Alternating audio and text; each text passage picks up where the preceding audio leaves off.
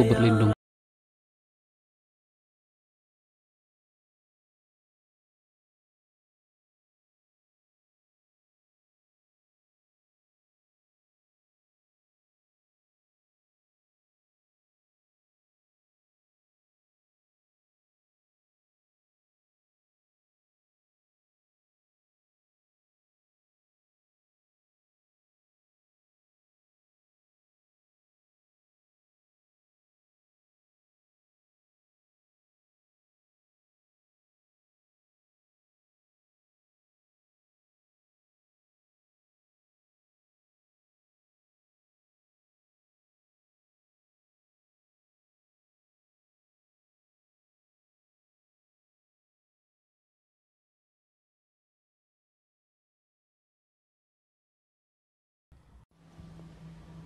Assalamualaikum warahmatullahi wabarakatuh. Alhamdulillahirabbil alamin. Asyhadu an la ilaha illallah wahdahu la syarikalah wa asyhadu anna Muhammadar Rasulullah. Allahumma shalli ala sayyidina Muhammad wa ala ali. Para siswa sekalian, semoga tetap sehat dan selalu sholat 5 waktu. Di pertemuan kita kali ini kita akan belajar tentang ekonomi Islam. Mari kita buka pelajaran kita dengan membaca basmalah. Bismillahirrahmanirrahim. Selanjutnya silakan dengarkan dan simak penjelasan-penjelasan tentang ekonomi Islam berikut ini. Bismillahirrahmanirrahim. Huwallazi ja'ala lakumul arda zalula famshu fi manakibiha wa kulu min rizqih wa ilaihin nusyur. Sidang penonton yang dirahmati Allah, muamalat adalah satu syariat daripada Allah Subhanahu wa taala dalam urusan jual beli, sewa menyewa, tukar menukar agar mendapat redha Allah Subhanahu wa taala. Maka marilah kita mengaji dan mengenal ilmu muamalat agar tidak berlaku kezaliman, tidak berlaku ketidakadilan, bahkan mengundang rahmat Allah dalam sistem jual beli, sistem yang digariskan oleh Allah Subhanahu wa taala. Kita kembali kepada Allah, muamalatlah caranya. Kita kembali kepada Allah dengan rahmatnya. Rukun dalam muamalah itu pengertiannya adalah unsur dari muamalah. Maka rukun jual beli berarti unsur jual beli. Rukun mudharabah berarti unsur mudharabah, dan begitu seterusnya. Sudah? Saya simpulkan saja. Rukun jual beli ada 3. Subjek, objek, sigot. Subjek, objek, sigot. Subjek itu pelaku akad, objek berarti objek akad, sigot adalah pernyataan baik tertulis maupun tidak tertulis untuk atau yang mewakili bahasanya kedua belah pihak saling ridho dalam melakukan akad.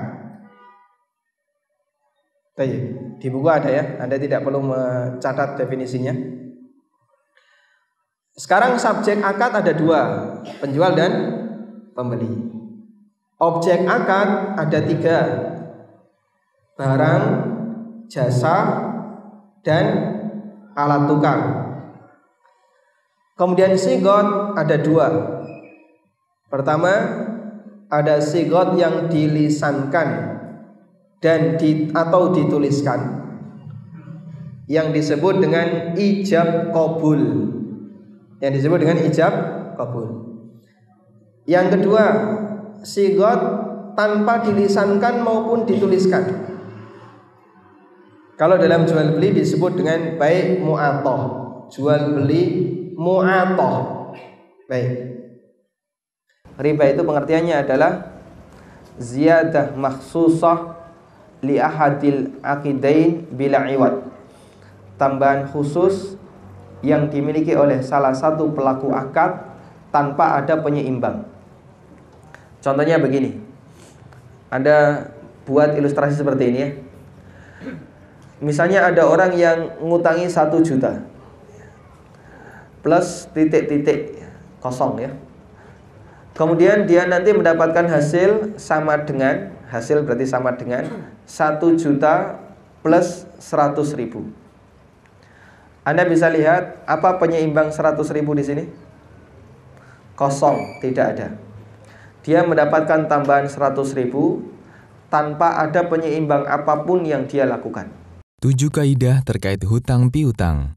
Pertama, Islam menyarankan agar dilakukan pencatatan dalam transaksi hutang piutang. Allah Subhanahu wa Ta'ala berfirman, "Hai orang-orang yang beriman, apabila kamu bermuamalah tidak secara tunai untuk waktu yang ditentukan, hendaklah kamu menuliskannya, dan hendaklah seorang penulis di antara kamu menuliskannya dengan benar." Kedua, Allah memerintahkan kepada orang yang memberikan hutang agar memberi penundaan waktu pembayaran. Ketika orang yang berhutang mengalami kesulitan dalam melunasi hutangnya, Allah Subhanahu wa Ta'ala berfirman, "Jika orang yang berhutang itu dalam kesulitan, maka berilah tangguh sampai dia berkelapangan dan menyedekahkan sebagian atau semua hutang itu lebih baik bagimu, jika kamu mengetahui." Ketiga, pahamilah bahwa memberikan hutang termasuk transaksi sosial dan amal soleh yang berpahala. Sahabat Abdullah bin Salam radhiyallahu anhu mengatakan, apabila kamu menghutangi orang lain, kemudian orang yang dihutangi memberikan fasilitas kepadamu dengan membawakan jerami, gandum, atau pakan ternak, maka janganlah menerimanya, karena itu adalah riba. Keempat, terkait nilai penurunan mata uang, dalam Mursyid Al-Hayran, kitab muamalah mazhab Hanafi, dinyatakan, apabila orang berhutang sesuatu berupa barang yang ditakar atau ditimbang atau emas perak yang dicetak, kemudian harganya mengalami penurunan atau kenaikan, maka dia wajib mengembalikan hutangnya, sama seperti yang dia pinjam, tanpa memperhitungkan penurunan maupun kenaikan harga.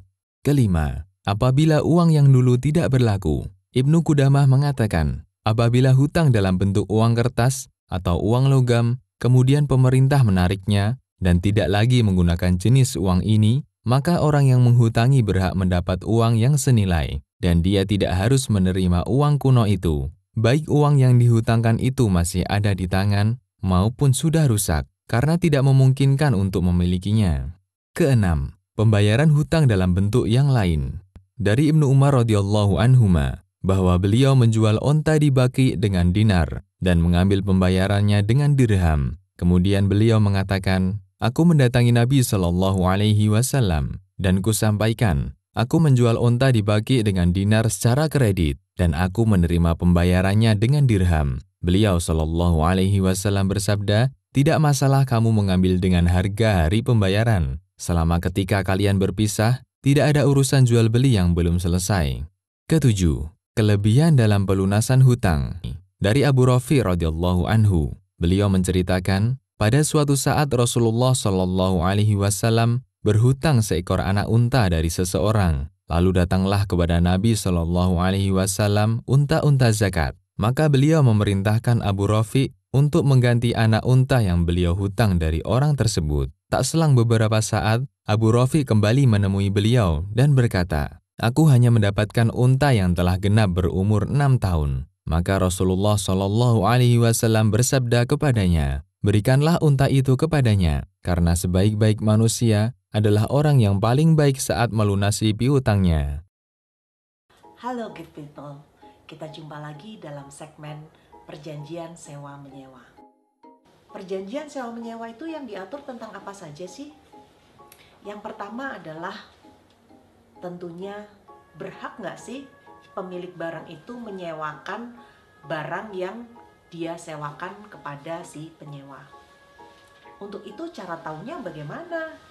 Kalau itu bentuknya berupa rumah, kita harus pastikan bahwa yang bersangkutan namanya ada di dalam sertifikat tanah yang atau bangunan yang akan disewakan.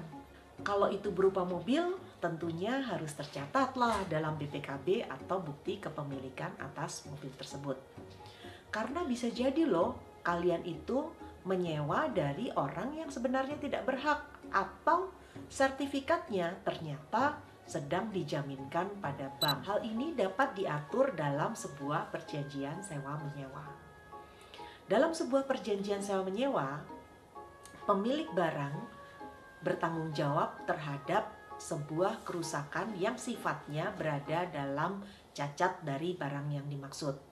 Tapi dalam penggunaan sehari-hari, dalam perawatan sehari-hari yang sifatnya merupakan maintenance, atau penggunaan dengan sebaik mungkin tentunya menjadi tanggung jawab dari pihak penyewa. Oleh karena itu, good people, kalian apabila ingin menyewakan barang, ada baiknya menandatangani suatu kesepakatan. Kalau memang ada cacat, disebutkan cacatnya di sebelah mana. Kalaupun tidak ada, disebutkan hal tersebut di dalam berita acara serah terima barang. Nah, disitulah disebutkan juga hak dan kewajibannya apa. Termasuk pada waktu selesai perjanjian sewa menyewa tersebut, kalian harus membuat lagi suatu semacam berita acara serah terima atas barang yang disewakan. Apabila terdapat perubahan fungsi atau struktur, seluruhnya harus mendapat persetujuan dari pihak pemilik barang. Dengan demikian, pada waktu akhir masa sewa, kalian juga jelas apa saja yang harus dikembalikan sesuai dengan kondisi sebelum barang disewakan. Demikian good people. Syirkah adalah kerjasama antara dua orang atau lebih dalam berusaha yang keuntungan dan kerugian ditanggung bersama. Syarat dan rukun syirkah. Syarat syirkah merupakan sesuatu hal yang penting yang harus ada sebelum dilaksanakannya syirkah. Adapun yang menjadi syarat syirkah adalah sebagai berikut. Yang pertama, dua pihak yang melakukan transaksi harus mempunyai kecakapan atau keahlian untuk mewakilkan dan menerima perwakilan. Yang kedua, modal syirkah diketahui. Yang ketiga, modal syirkah ada pada saat transaksi. Yang keempat, besarnya keuntungan diketahui dengan penjumlahan yang berlaku, seperti setengah, seperempat, dan lain sebagainya. Rukun syirkah merupakan sesuatu yang harus ada ketika syirkah itu berlangsung. Adapun rukun syirkah adalah sebagai berikut. Yang pertama itu sigat, yaitu ungkapan yang keluar dari masing-masing dua pihak yang bertransaksi yang menunjukkan kehendak untuk melaksanakannya. Sigat terdiri dari ijab atau ungkapan penawaran melakukan perserikatan, dan kabul atau ungkapan penerimaan perserikatan yang sah dengan semua hal yang menunjukkan maksud syirkah, baik berupa perbuatan maupun ucapan. Yang kedua, dua pihak yang berakad. Syirkah tidak sah kecuali dengan adanya kedua belah pihak ini. Disyaratkan bagi keduanya adanya kelayakan melakukan transaksi, yaitu balik, berakal, pandai, dan tidak dicekal untuk membelanjakan harta. Yang ketiga, objek syirkah, yaitu modal pokok yang biasanya berupa harta maupun pekerjaan.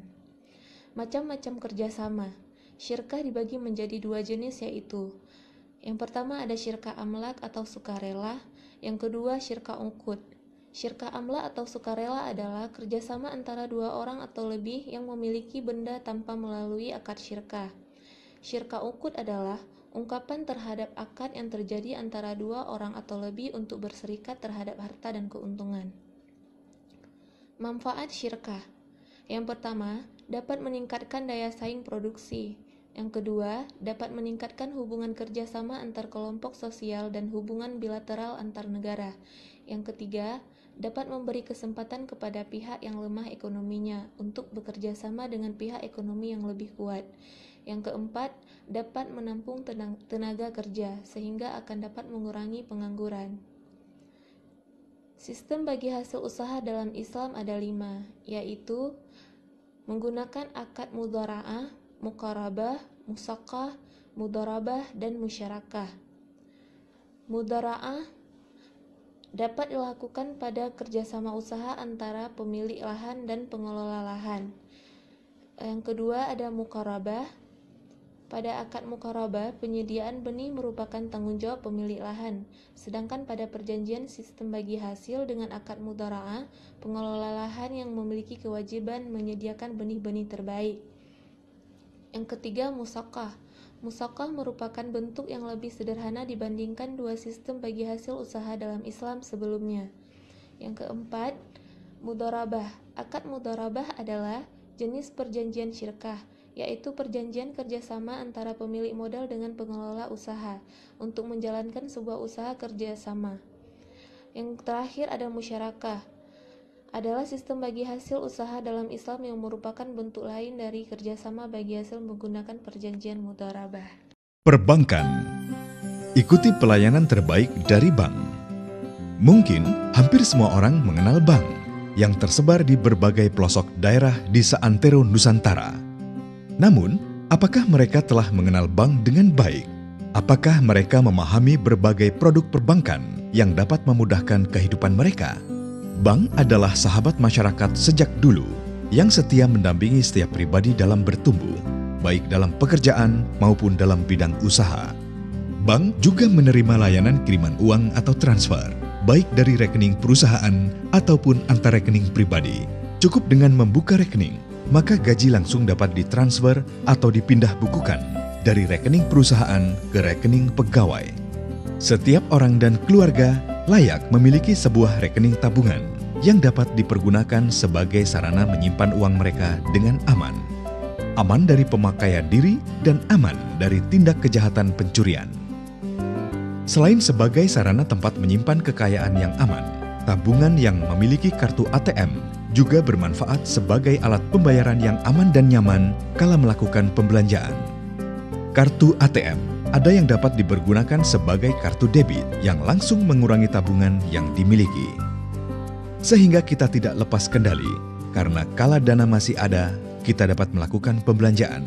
Namun kala dana sudah menipis, maka kita pun akan berhati-hati saat berbelanja dengan kartu debit tersebut. Disarankan, sebagai seseorang yang merencanakan masa depan, sebaiknya setiap pribadi dan keluarga memiliki setidaknya 2 rekening tabungan. Rekening pertama dipergunakan untuk tempat menampung penghasilan atau gaji dan tempat dana untuk berbelanja. Jadi, rekening pertama adalah rekening masuk dan keluar. Sedangkan rekening kedua adalah rekening untuk menampung dan mengakumulasikan dana investasi masa depan. Rekening kedua ini hanya dapat menerima. Dan setelah dana yang terkumpul cukup besar, baru digunakan untuk membeli produk investasi lainnya.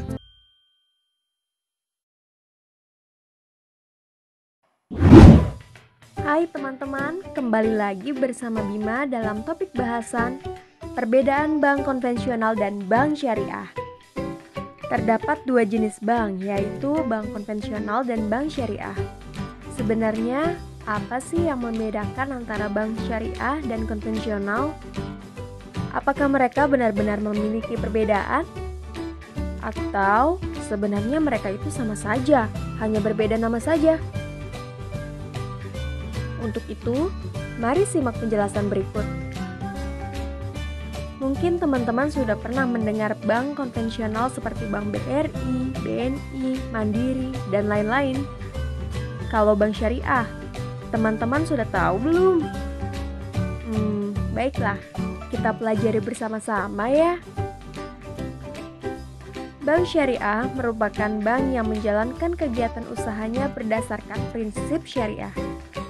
Pada intinya, prinsip syariah itu melarang perbuatan-perbuatan yang dilarang oleh hukum Islam. Islam melarang riba, maisir, gharar, ihtikar, zalim, dan haram. Allah Subhanahu wa Ta'ala berfirman dalam Al-Quran, dan Allah telah menghalalkan jual beli dan mengharamkan riba. Quran Surat Al-Baqarah ayat 275. Apa itu riba? Riba adalah penetapan bunga atau melebihkan jumlah pinjaman saat pengembalian. Begini ilustrasinya. Bima ikut ibunya berbelanja di pasar dengan membawa uang Rp10.000 miliknya. Sampainya di pasar, ibu Bima membeli berbagai kebutuhan seperti sayuran dan beras, tetapi tersisa satu hal yang belum dibeli, yaitu ikan. Sesampainya di penjual ikan, ternyata uang ibu Bima kurang. Kemudian, ibu meminjam uang Bima sebesar Rp5.000. Bima memperbolehkan ibu meminjam uangnya, asalkan sesampainya di rumah, ibu harus mengembalikannya menjadi Rp10.000. Ibu Bima pun menerima tawaran anaknya, membayar belanjaan berupa bumbu dapur dan segera pulang ke rumah. Dari cerita tersebut, Bima memperoleh riba. Riba itu adalah tambahan uang yang diperoleh dari sang ibu. Bima meminjamkan uang kepada ibunya Rp5.000, kemudian memperoleh uangnya kembali sejumlah Rp10.000. Selisih berjumlah Rp5.000 inilah yang disebut riba. Ayo, apakah teman-teman pernah melakukan hal yang sama seperti itu? Akan lebih baik jika tidak mengulangi hal tersebut ya, karena itu namanya riba. Mengapa riba dilarang? Pertama, tidak adil.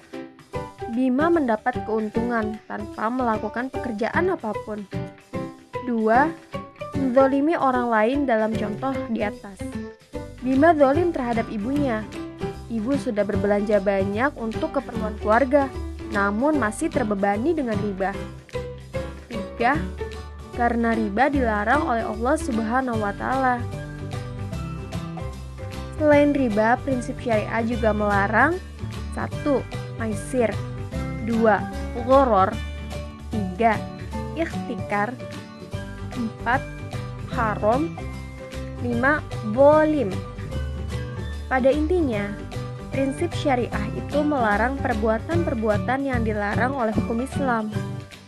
Maisir yang merupakan transaksi yang tidak pasti, ghoror yang transaksi dengan objek yang tidak jelas, ikhtikar yang merupakan praktik penimbunan, haram yang merupakan transaksi dengan objek yang dilarang syariah, bolim yang merupakan transaksi yang menimbulkan ketidakadilan. Dan lalu apa perbedaan dari kedua bank tersebut, teman? Setidaknya ada 5 perbedaan antara bank konvensional dan bank umum. Namun yang paling banyak diketahui adalah sistem keuntungannya. Bank syariah menggunakan konsep bagi hasil, sedangkan bank konvensional menggunakan konsep bunga. Apa itu bagi hasil atau sistem keuntungan? Misalnya, Bima adalah seorang pemilik usaha kecil yang membuat mainan kayu. Dia memerlukan modal untuk mengembangkan bisnisnya. Kemudian Bima datang ke bank. Singkat cerita, bank memberikan pinjaman kepada Bima sebesar Rp1.800.000 dan Bima harus mengembalikan uang tersebut dalam 1 tahun. Dalam 1 tahun keuntungan usaha Bima Rp500.000. Sesuai kesepakatan yang dengan bank, pembagian hasil usaha adalah 20% untuk bank dan 80% untuk Bima. Maka, Bima harus mengembalikan uang sebesar Rp1.800.000 ditambah Rp100.000.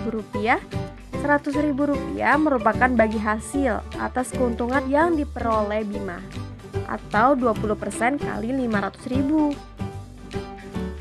Bank syariah fokus pada keuntungan atau laba dan falah.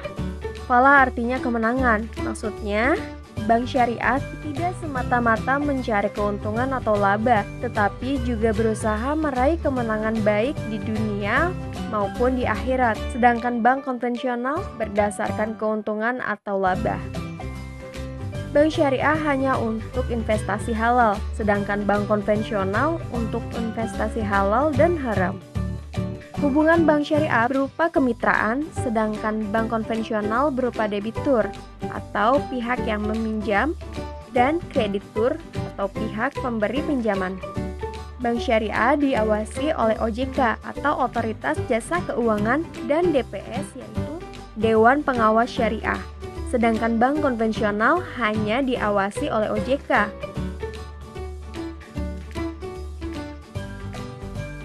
Sudah tahu kan perbedaan bank konvensional dengan bank syariah? Ayo mulai menabung, ajak ayah dan bunda juga ya.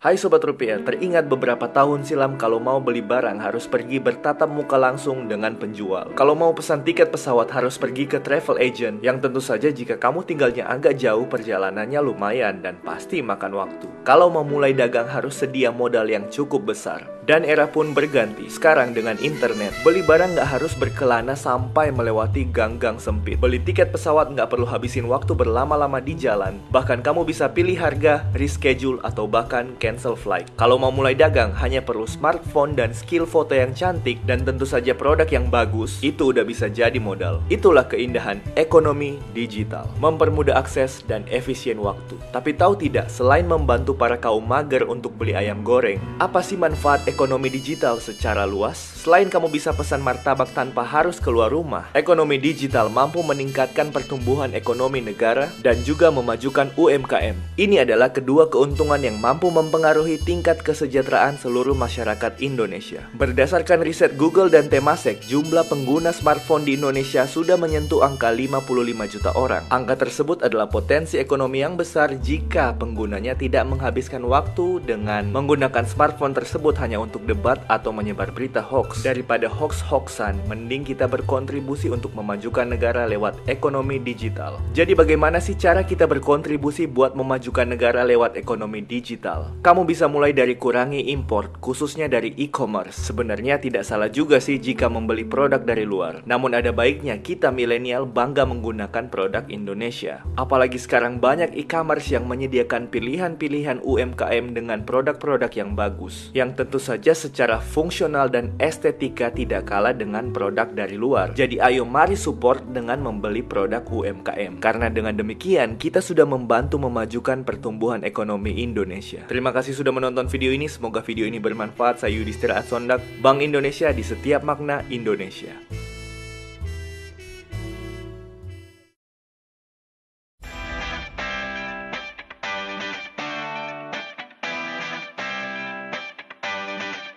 Perkembangan ekonomi digital yang terjadi di Indonesia semakin memasuki kehidupan kita sehari-hari.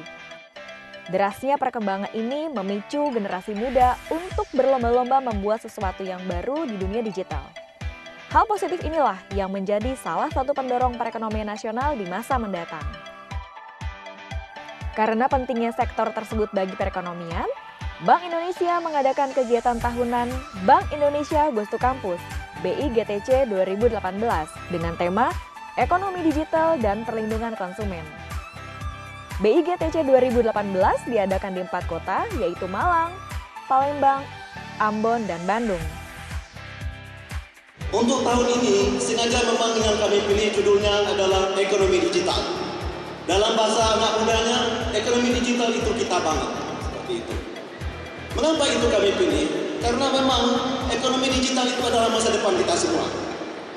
Kalau kita perhatikan, siapa saja yang tidak mengikuti ekonomi digital ini nanti, mungkin akan ketinggalan zaman dan sekaligus mendapat peluang yang sangat terbatas dalam kehidupan.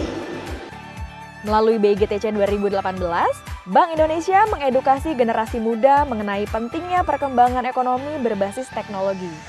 Guna mewujudkan anak muda yang kreatif dalam mendorong ekonomi yang maju untuk suatu negara di era digital, mahasiswa dipilih sebagai target yang tepat karena lahir di tengah pertumbuhan teknologi komunikasi yang pesat. Talenta dan inovasi yang dimiliki anak muda adalah partisipasi nyata dalam pertumbuhan ekonomi bangsa. Kita tentu harus mengetahui ada apa di balik itu. Jangan hanya sekedar pemakai, tapi gimana ekonomi digital ini bisa dimanfaatkan secara positif untuk mendorong pertumbuhan ekonomi.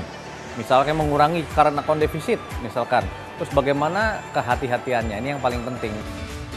Ekonomi digital berkembang cepat saat ini. Bank Indonesia ingin generasi muda optimalkan potensinya agar tidak hanya menikmati kemudahan ekonomi digital, tetapi menjadi pelaku wirausaha berbasis digital untuk berpartisipasi terhadap pertumbuhan ekonomi Indonesia di masa mendatang. Para siswa sekalian, tadi kita telah mendengarkan penjelasan tentang ekonomi Islam, kemudian ditambah dengan pelajaran ekonomi digital dengan tujuan tidak hanya pengetahuan saja yang kita miliki, tetapi generasi muda diharapkan bisa menggunakan teknologi digital untuk mengembangkan usaha-usaha atau untuk menjalankan ekonominya secara digital. Demikian pembahasan kita yang berkaitan dengan ekonomi Islam, yang intinya adalah kita belajar dan kita mulai mempraktekkan sedikit demi sedikit, yang tujuannya adalah untuk kesejahteraan kita pribadi, keluarga, dan bangsa kita. Mari kita tutup pelajaran kita dengan membaca hamdalah. Alhamdulillahirabbil alamin. Assalamualaikum warahmatullahi wabarakatuh.